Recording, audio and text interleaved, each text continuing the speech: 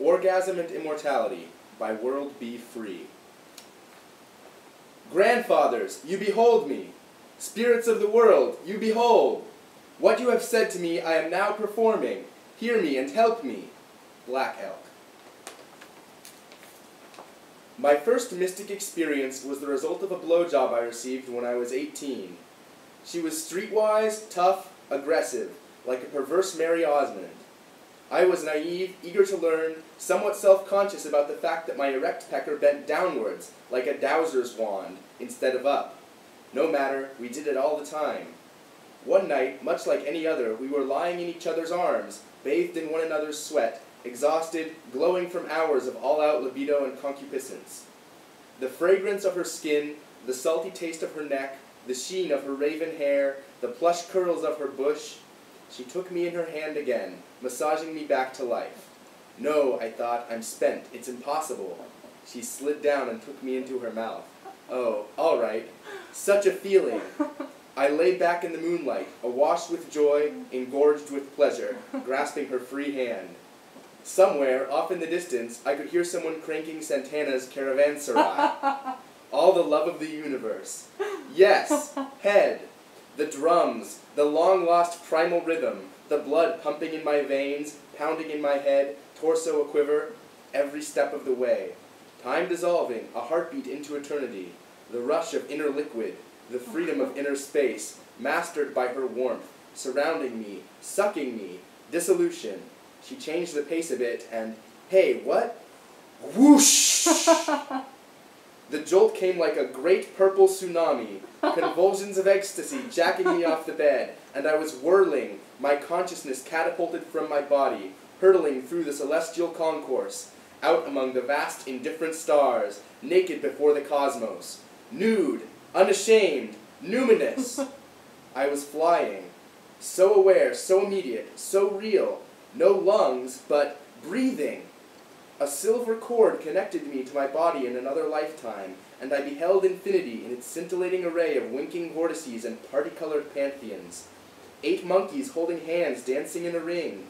The deoxyribonucleic mandala. A child plunging into the icy waters, emerging, a new being of light and power. I was Adam, Krishna, Proteus, the Silver Surfer. Did you like that? She whispered. I opened my eyes. What? My voice was a mere croak. Was that good? I laughed and placed her warm palm upon the pounding of my chest. I thought you said not much comes out the third time. Well, not ordinarily. In shamanic ritual, the sense of extraordinariness of time and place is what evokes the encounter with the divine, and in this case, it was the first night we had known, beyond words, that we were in love, and that we were it, and that all we wanted to do from now on was rage, rage against the dying of the light. Sex magic, drums, rhythm, singing, the power of your circle, dancing, fucking, frenzied orgasm, endow the evocative power to soar on the wings of imagination, to discover who and what you are, a creature of grace, beauty, radiance. From her love, Gail gave me a gift, a mind-bending blowjob, and it in turn freed my consciousness from its ego restraints, and her gift gave forth a vision, a revelation of myself that only she could show me. That same night she told me that she'd had multiple orgasms for the first time in her life. Did you see the light at the end of the tunnel? Well, the earth moved. In and through each other, we were harnessing and exploring the most vital forces in existence, love and sex energy, unlocking the potential buried deep within our consciousness, the logos encoded in our genetic substance. We found the magic that night, tore the veil, chased the sun.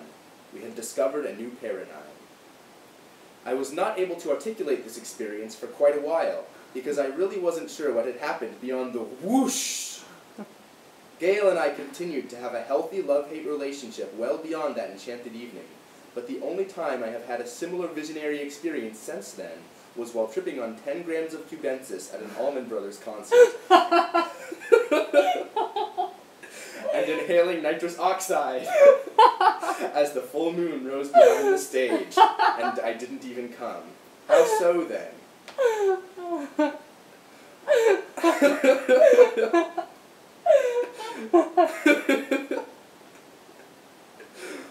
Aldous Huxley, His book...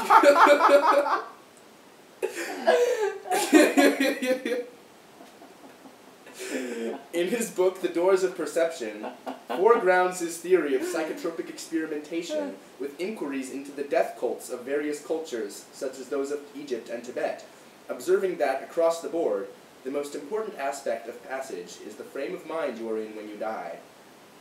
If you are at peace with yourself, you go to Elysium. If you are sick, demented, hateful, your demons drag you to hell. If you are confused, lost, agitated, you become a ghost and wander, many times not even aware that you have died. As with an acid trip, the migration of your consciousness at death proceeds much more smoothly if you are in a pleasant environment, surrounded by friends and loved ones to support you at this all-important juncture. In a similar sense, poets have for centuries used dying as a figure for orgasm, as the point at which, in spirit and in flesh, we emerge. Who we trip with, who we die with, who we come with, is who we become with. And that's why love enters the heart through the eyes, beginning with the look that says, "Where can you take me?" and the reply that says, "Let me show you." Gail and I were in this pure state of mind that night, our bodies tuned, our hearts ready, and it opened us to new levels of existence and awareness when we got each other off. Whether you're locked in the missionary position with your lover of 8 years, or switching places every 6 minutes at a disco orgy, the sex act, like poetry, like dying, is an act of the imagination, an embrace of naked existence, communion with the miracle of being, an affirmation that yes, it will all have been worth it if you approach it with the right attitude. We're coming, Governor. We're coming out of our closets and windows and doors. We're coming to the post office. We're coming to the driver's license facility. We're coming on your front lawn. We're coming on your porch. We're coming in the name of freedom. We're coming in the name of God. We're coming by all that's holy and true. We're coming like a panzer division down the Autobahn. And we're glowing, you fucker. We're glowing in the streets, an army of dominatrixes and deviants. Glowing, glowing, a beacon to the Palladians, to the free peoples of the world, to the poor, the tired, the wretched teeming masses yearning to breathe free that you've kicked in the teeth. We're coming like the motherfucking eschaton. We're coming right up your front door, and we're coming to burn you down, and in your ashes we'll plant a silver tree of light and hope, of love and remembrance, that our children may swing from its branches and their joyful laughter will ring in the air, and will teach them to fight that you may never rise again.